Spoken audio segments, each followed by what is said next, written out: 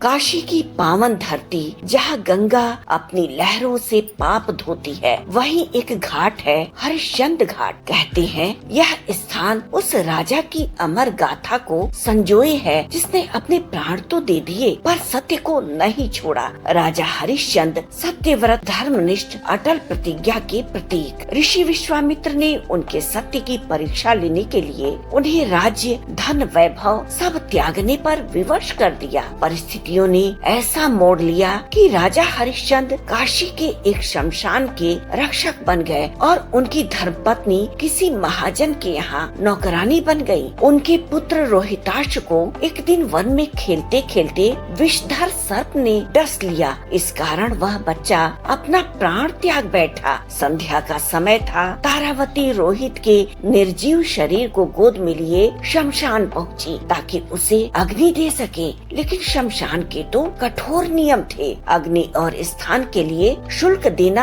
आवश्यक था। सामने खड़े थे स्वयं राजा हरिश्चंद्र, जो अब मात्र शमशान के सेवक थे। आंखों में आंसू, हृदय में बवंडर, पर कर्तव्य के बंधन में बंधे राजा हरिश्चंद्र ने अपनी पत्नी को शुल्क देने के लिए कहा। उनकी पत्नी के पास शुल्क देने के लिए कुछ भी नहीं था। उन्होंने अपनी साड़ी का पल्लू फाड़कर शुल्क चुकाने का संकेत दिया। जैसे ही वो अंतिम संस्कार को निभाने के लिए अपने साड़ी का पल्लू फाड़ने के लिए हाथ लगाई, उसी क्षण आकाश से देवताओं का आगमन हुआ। स्वयं महादेव प्रकट हुए, त्रिलोचन, करुणामय। उन्होंने कहा, राजन, आज सत्य की पराकाष्ठा और धर्म की पूर्णता देखी है। आप न मोह में बंधे न धर्म से डिगे। सत्य की इस विजय पर मैं आपको वरदान देना चाहता हूँ। आपका राज्य, पुत्र और सुख सब कुछ पुनः प्राप्त हो और आपका नाम सदा के लिए अमर हो जाए। उसी क्षण उनका पुत्र रोहित जीवित हो उठा।